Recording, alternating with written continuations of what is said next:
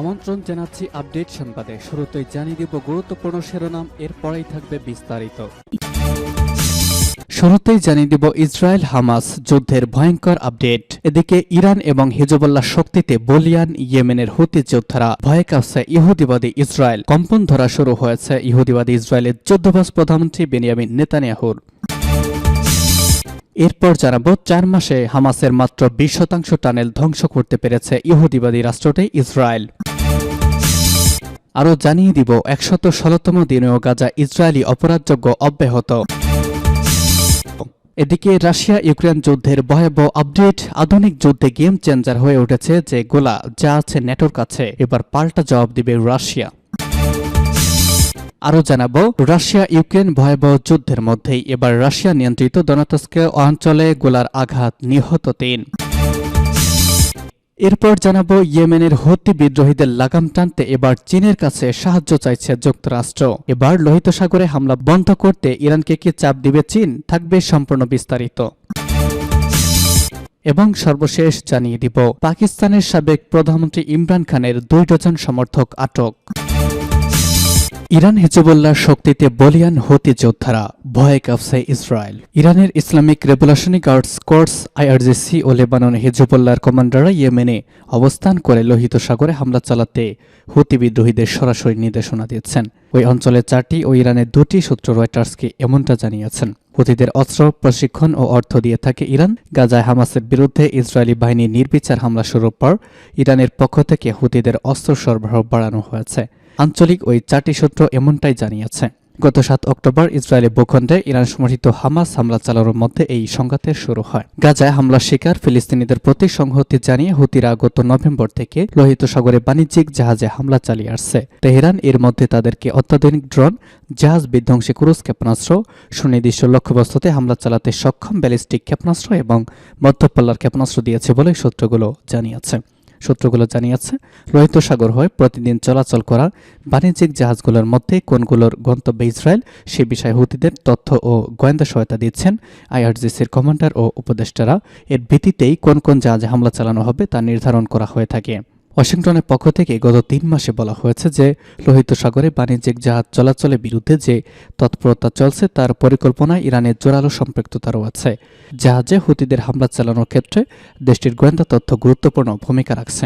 এই প্রতিবেদনের জন্য মন্তব্য করতে চাইলে হোয়াইট হাউস তাদের আগের বক্তব্য কিভাবে ইরান হুতিদের সাহায্য করেছে এবং সহায়তা করেছে সেটার উল্লেখ করেছেন। ৪ মাসে হামাসের মাত্র ২০% টানেল ধ্বংস করতে পেরেছে ইহুদিবাদী ইসরায়েল। ফিলিস্তিনের অবরুদ্ধ গাজা উপত্যকায় ইসরায়েল হামাসের যুদ্ধ প্রায় ৪ মাসে গড়িয়েছে, কিন্তু এতদিন ধরে হামলা চালানোর পরেও গাজা উপত্যকায় জটিল জালের মতো বিস্তৃত হামাসের টানেলের মাত্র ২০% ধ্বংস করতে পেরেছে ইসরায়েলি বাহিনী। অর্থাৎ এখনও হামাসের ৮০% টানেল অক্ষত রয়েছে। মার্কিন ও ইসরায়েলি কর্মকর্তাদের বরাতে এক প্রতিবেদনে সব তথ্য জানিয়েছে মার্কিন সংবাদ মাধ্যম ওয়াল স্ট্রিট জার্নাল। যুক্তরাষ্ট্র ও ইসরায়েলের কর্মকর্তারা সংবাদ মাধ্যমটিকে জানিয়েছেন এখনো পর্যন্ত হামাসের কত শতাংশ সুড়ঙ্গ ধ্বংস করা হয়েছে তা বোঝা মুশকিল, তবে তাদের ধারণা হয়তো ২০ থেকে ৪০% সুড়ঙ্গ অথবা ব্যবহারের অনুপযোগী করে দেওয়া হয়েছে। কিছু সুড়ঙ্গ বোমা মেরে ধ্বংস করা হয়েছে, কিছু সুড়ঙ্গ সমুদ্রের পানি দিয়ে প্লাবিত করা হয়েছে। তবে টানেল ধ্বংস এসব প্রক্রিয়া খুব ধীর গতিতে সফল হচ্ছে, কারণ অভিযান চালানোর আগে টানেলগুলোর ম্যাপ তৈরি করতে হচ্ছে ও দেখতে হচ্ছে যে কোন ফাঁদে পাতা আছে তা কিনা। এছাড়া সুড়ঙ্গ ধ্বংসের আগে সর্বোচ্চ সতর্কতা অবলম্বন করা হচ্ছে যাতে এগুলোর ভেতরে থাকা কোনো জিম্মি ক্ষতিগ্রস্ত না হন। ১১৫তম দিনেও গাজা ইসরায়েলি অপরাধযোগ্য অব্যাহত। গণহত্যা বন্ধ করতে আন্তর্জাতিক আদালতের রায় সত্ত্বেও ফিলিস্তিনের অবরুদ্ধ গাজায় গণহত্যা সহ নানা অপরাধ অব্যাহত রেখেছে ইহুদিবাদী ইসরায়েল। গাজায় বেসামরিক জনগণের ওপর নির্বিচার হত্যাযোগ্য, এমনকি হাসপাতালগুলোর আশেপাশে হামলা অব্যাহত রেখেছে ইসরায়েল। গাজায় ইসরায়েলি আগ্রাসনের ১৫তম দিন ছিল গতকাল। অন্তত ৩৮ জন শহীদ এবং ১৩ জন আহত হয়েছেন। আশ-শাতি শরণার্থী শিবিরে ইসরায়েলি বিমান হামলায় শহীদ হয়েছেন ১০ জন ফিলিস্তিনি এবং রিমাল এলাকায় ও ইসরায়েলি বিমান হামলায় শহীদ হয়েছেন আরও ১৩ জন। গত রাতে গাজার আবাসিক এলাকায় ইসরায়েলি বিমান হামলায় শহীদ হয়েছেন ১৫ জন ফিলিস্তিনি। হতাহতদের অনেকেই আনা হয়েছে আশ-শিফা হাসপাতালে। ইসরায়েলি সেনারা গাজার খান ইউনিসে আল আমাল ও আন নাসির হাসপাতাল এখনও ঘিরে রেখেছে। গাজা উপত্যকায় গত বছরের ৭ অক্টোবর থেকে পর্যন্ত ইসরায়েলি আগ্রাসনে অন্তত ২৬,৪২২ জন ফিলিস্তিনি শহীদ হয়েছেন, যাদের বেশিরভাগই নারী ও শিশু। অন্যদিকে গাজায় স্থল আগ্রাসন চালাতে গিয়ে ফিলিস্তিনি যোদ্ধাদের হামলায় নিহত হয়েছে কমপক্ষে 230 ইসরায়েলি সেনা। 7 অক্টোবরের আল আকসা তুফান অভিযানের দিন প্রায় নিহত 400 সেনাসহ এ পর্যন্ত মোট নিহত হয়েছে 600 জনের বেশি ইসরায়েলি সেনা, সূত্র জানাচ্ছে পার্স টুডে। আধুনিক যুদ্ধে গেম চেঞ্জার হয়ে উঠেছে যে গোলা। আধুনিক স্থলযুদ্ধে ন্যাটোর তৈরি 155 গোলা হয়ে উঠেছে অন্যতম অস্ত্র। ফলে যুদ্ধরতেই পক্ষের যার কাছে এই গোলার মজুত সবচেয়ে বেশি থাকবে তারাই কৌশলগতভাবে এগিয়ে থাকবে বলে মনে করছেন মিশর বিশেষজ্ঞরা। সমগ্র যুদ্ধে 155 মিলিমিটারের আর্টিলারি গোলার চাহিদা এখন তাই আধুনিক সমর ইতিহাসে সবচেয়ে তুঙ্গে রয়েছে।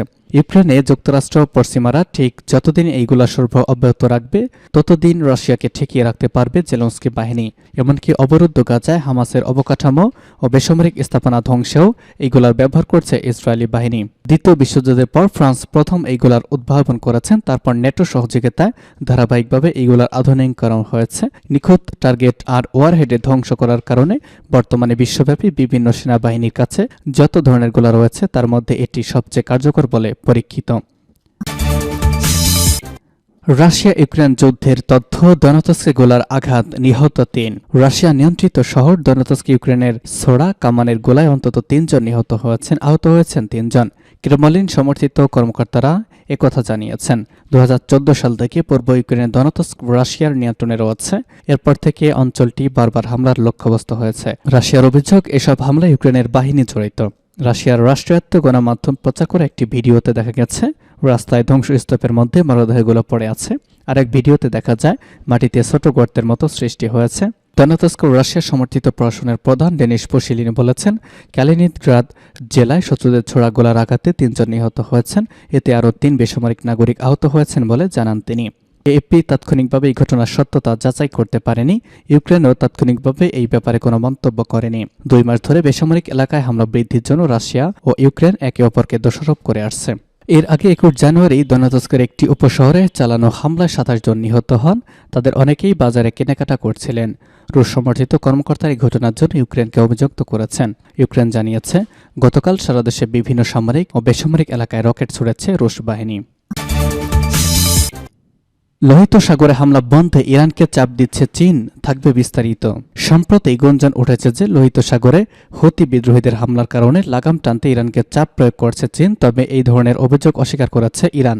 এই অঞ্চলে ইসরায়েলের সঙ্গে সম্পৃক্ত জাহাজে হামলা চালানো হচ্ছে। ইয়েমেনের হুতি বিদ্রোহীদের ক্ষেপণাস্ত্র হামলার কারণে চীনা জাহাজ চলাচল বাধাগ্রস্ত হচ্ছে। তেহরানে সাংবাদিকদের সঙ্গে আলাপকালে পররাষ্ট্র মন্ত্রণালয়ের মুখপাত্র নাসের কানিয়ানি বলেছেন, এই ধরনের দাবি একেবারেই ভিত্তিহীন এবং এটা কোথা থেকে এসেছে তা স্পষ্ট নয়। তিনি উল্লেখ করেছেন যে চীনের পররাষ্ট্র মন্ত্রণালয় এই ধরনের অভিযোগ প্রত্যাখ্যান করেছে।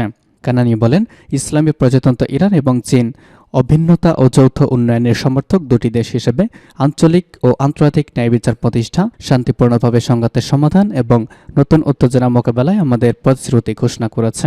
এর আগে জানা যায় যে ইয়েমেনের হুতি বিদ্রোহীদের লাগাম টানতে এবার চীনের কাছে সাহায্য চাইছে যুক্তরাষ্ট্র।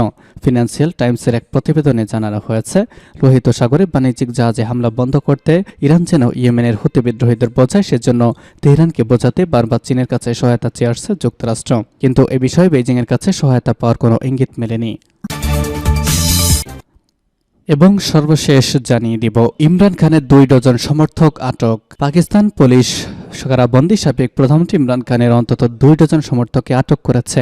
আটককৃত সমর্থকরা আগামী মাসে অনুষ্ঠেয় নির্বাচনকে সামনে রেখে দেশের বৃহত্তম শহরে সমাবেশ করার চেষ্টা করছিল, এক প্রতিবেদনে এমনটি জানিয়েছে।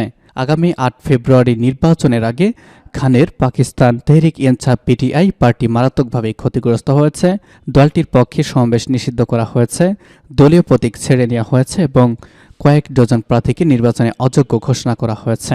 মানবাধিকার গোষ্ঠীগুলো সতর্ক করেছে, জাতীয় প্রাদেশিক নির্বাচনের গ্রহণযোগ্যতার অভাব রয়েছে, শক্তিশালী সামরিক বাহিনী ভোটকে প্রভাবিত করার চেষ্টা করছে বলে অভিযুক্ত করা হয়েছে।